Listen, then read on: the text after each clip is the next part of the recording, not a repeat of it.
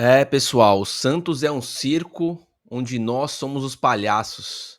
Mais uma vez essa frase vem à tona aí, né? Ontem tivemos um déjà vu do que aconteceu no final do ano passado, né? Eu não sei se vocês lembram, no final do ano passado, onde cada setorista em que nós confiamos trazia uma notícia totalmente diferente uma da outra. E assim, o torcedor ficava perdido, não sabia em quem acreditar, né? E no final nenhuma das notícias se confirmava, era uma outra notícia que se confirmava, enfim. É muito difícil, transparência zero no Santos, né? E ontem, mais uma vez, três setoristas que eu confio nos três, cada um com uma notícia diferente, né? Vou colocar aqui na tela. Wagner Federico, Ricardinho Martins e Lucas Mussetti, né? Os três aí que eu confio nos três, gosto, acompanho o trabalho dos três, mas cada um ontem veio com uma notícia diferente uma da outra, né? Eu vou falar sobre isso no vídeo de hoje, então já vou pedir para você deixar o seu like. E agora tem uma nova função aqui no YouTube, tá? Quando você deixa o like, aparece uma outra função embaixo chamada hypar. Se você hypar, você ajuda a gente ainda mais, e é tudo gratuito, tá? O YouTube, ele quer que você mostre que você gostou e realmente gostou tanto que você quer hypar o vídeo. Então, quando você coloca curtir, não esquece de colocar embaixo hypar, porque vai ajudar ainda mais a gente, tá bom? Então, bora lá falar sobre o vídeo. Eu vou começar um por um aqui. Começar pela primeira notícia que veio, que foi a do Dom Ricardinho Martins, que eu gosto bastante. Acho um cara com informação, um cara engraçado. Enfim, é um cara que eu acompanho e confio. E ele trouxe a informação de que o Santos estaria com negociações muito avançadas com o Ramon Dias. Estaria por detalhes de fechar com o técnico, né? E, assim, não pegou ninguém de surpresa. O Santos já vinha falando que estava sondando, né? Já vinha anunciando que o Santos estava sondando, indo atrás, fazendo reuniões com o Ramon Dias. E das opções que sobraram no mercado, era uma das viáveis, né? Uma das que aceitariam vir para o Santos, porque o Santos tomou não de Deus e o mundo. O Santos conseguiu tomar não do Fernando Diniz, cara. Então, assim, é complicada a situação do Santos, né? Não tá fácil trazer um técnico para o Santos. E o Ramon Dias é um desses nomes, é um desses técnicos que tem um nome no mercado, né? É um dos dinossauros aí da bola e aceitaria vir, né? Então, quando ele trouxe essa notícia, a gente falou, pô, já era até que esperado, né? O Santos estava negociando, é um dos que aceitaria vir, então, beleza. E eu vou falar um pouco sobre o Ramon Dias primeiro, tá? Quando eu vi essa notícia, eu conversei com dois amigos meus.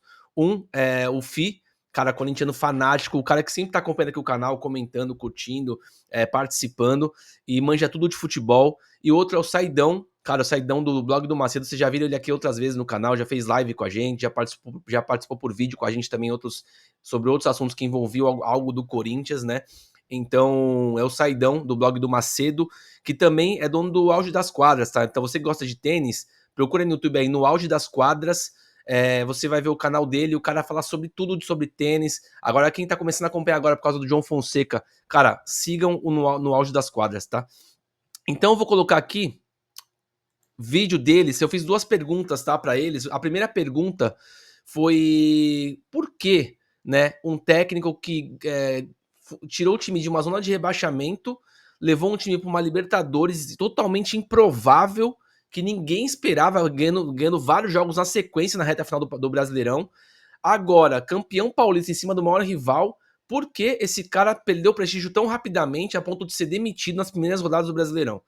Então eu queria entender isso deles. Primeiro vou colocar a resposta do Fi, né? E depois a do Said. Vamos lá. E aí, Caião, e aí, Tsu. Fala, molecada aí do Papo Santista, bom dia. Fi aqui, Coringão. Responder umas perguntinhas aí pros meninos, vamos lá.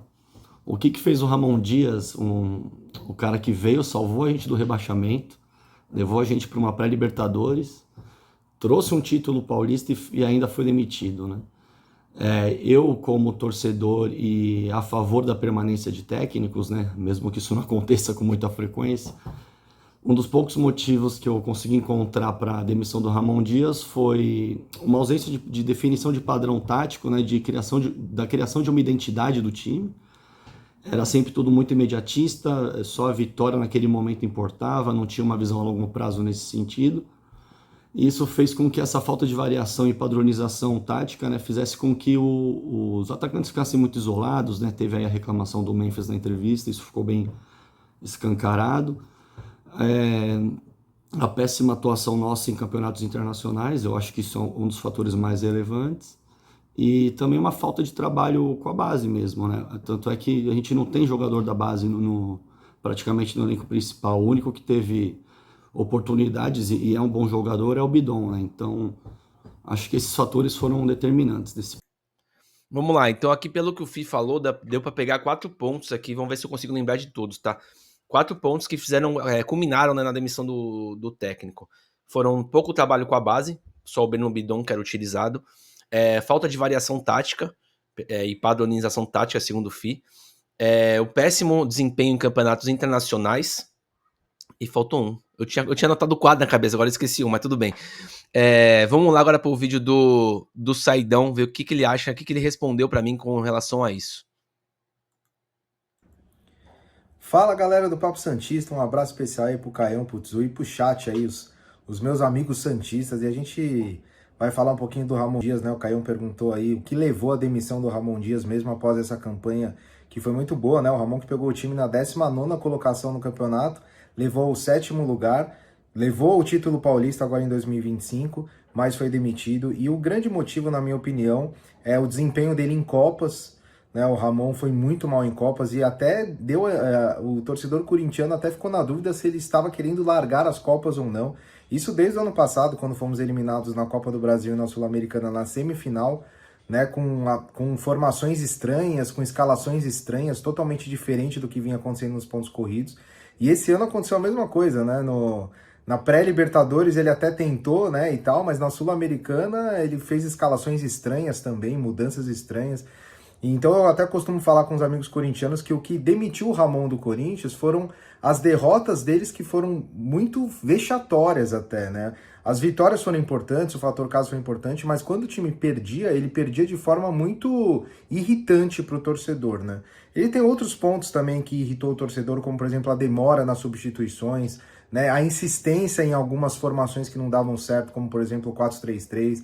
Então ele teve alguns pontos aí. Algumas entrevistas dele também, né? Deixou a desejar nas entrevistas, falou algumas besteiras. No geral, ele sai pela porta da frente, foi um trabalho bom, mas ele cometeu aí alguns erros que, na minha opinião, cavaram a cova aí da família Dias.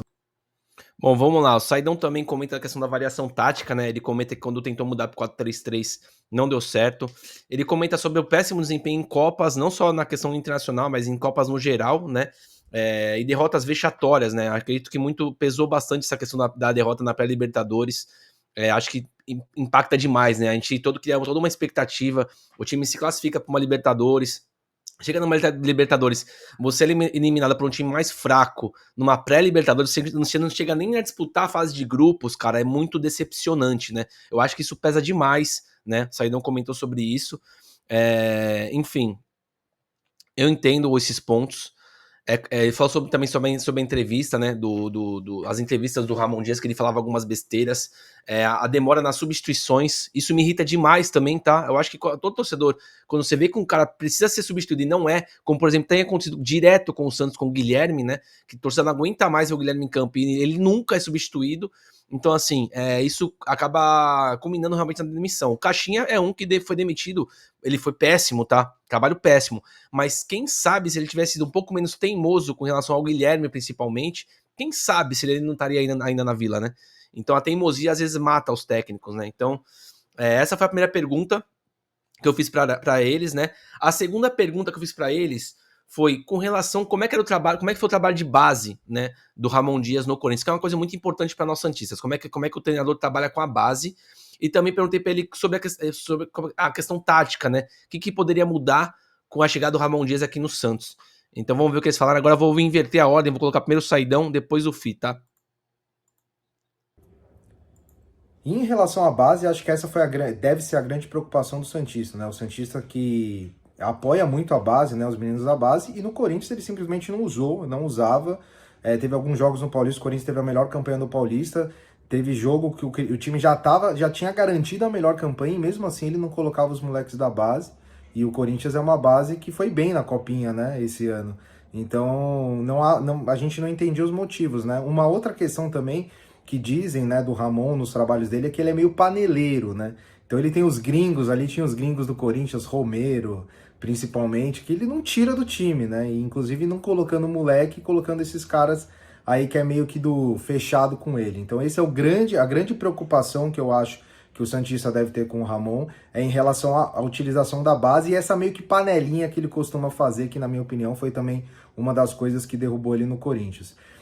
Mas no Santos acredito que ele vai usar mais, né? Porque tem essa necessidade e essa também esse desejo da torcida de utilizar. Mas no geral, acho que foi um bom trabalho. Acho que ele chega para o Santos para fazer um bom trabalho. Eles entendem muito tanto o Ramon quanto o Emiliano. São muito bons de grupo. O Emiliano é um cara fantástico de vestiário. Então, assim, o time do Corinthians foi um dos times mais unidos aí dos últimos anos. Então, acho que esse é o grande ponto positivo. Ele é um cara que sabe fazer o padrão ali básico. Né? No Corinthians, a melhor formação que ele jogou foi o 4-4-2 Losango.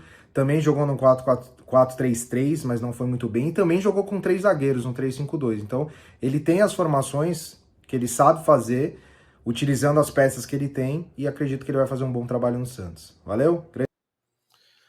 Bom, aí o Saidão, né, falou sobre essa questão da base, falou que ele não usou praticamente base no Corinthians, né? O Fih já havia falado isso no vídeo anterior, né? E isso é preocupante, tá? Porque o Santos, até por negócio, o Said falou, por necessidade, precisa usar a base hoje, né? Tem alguns jogadores que não tem como sair do time, por exemplo, o Gabriel Bontempo, o Santos hoje tá variando ali, ou o Sherman ou o Léo Godoy, né? Então, assim, é difícil você tirar esses caras. Na reserva mesmo tem alguns também já pedindo passagem para entrar, então isso me preocupa um pouco, essa questão de não usar a base, mas eu gostei da parte que ele fala sobre o grupo, né, ele tem uma boa gestão de grupo, eu acho que isso fez muita diferença na reta final do Corinthians ano passado, né, quando ninguém acreditava mais no Corinthians em 19º quando ele assumiu o time, essa questão do grupo fortalecido fez com que o Corinthians chegasse em 7º lugar, né, e alcançasse essa vaga na Libertadores. A questão das táticas eu gostei bastante, porque uma coisa que tem irritado muito eu e o Dizu, e todos os santistas, é que o Santos insiste eternamente no 4-3-3. O Santos não tem outra tática há anos. Então, ter um cara que chegue, que possa mudar o time para um 4-4-2, quem sabe às vezes jogar com 3 zagueiros, por mais que às vezes não dê certo, o cara tem que tentar. E nenhum técnico nem tenta fazer isso no Santos. O César Sampaio, eu achei que fosse fazer isso quando ele colocou o Barreal, né, na primeira partida dele que o Santos ganhou do Atlético Mineiro. Mas não fez, ele colocou o Barreal na direita, né, insistiu no 4-3-3 ou no 4-2-3-1 quando preferirem, pra mim não muda tanto assim, mas enfim. A gente queria muito ver um 4-4-2 com o Losango no meio campo realmente. Eu acho que seria uma formação legal pro Santos nesse momento de turbulência, principalmente, né? Uma formação que ela é equilibrada, tanto defensivamente você consegue se proteger melhor e você consegue chegar bem no ataque com tabelinhas no meio campo, com jogadores mais aproximados, né? Hoje o Santos tem muitos espaços entre os jogadores, né? Acho que isso dificulta demais. Então valeu, Saidão, brigadão, cara, pela participação.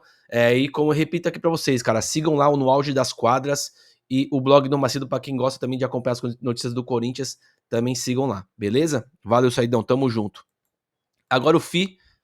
Continuando aí para a segunda pergunta, o trabalho na base dele, não vou dizer que era inexistente, porque tem um ou outro ainda lá na base, né? Mas você vê que o próprio elenco vice-campeão da Copinha não tem ninguém sendo utilizado.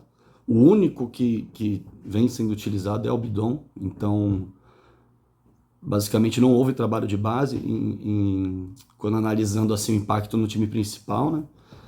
E o padrão tático dele, eu acredito que o que eu mais reparei no Corinthians foi o 4-4-2, né, em Losango, com um volante de contenção, muitas vezes atuando como um terceiro zagueiro ali, uma cabeça de área para os laterais subirem, atuarem como ala ou até ponta.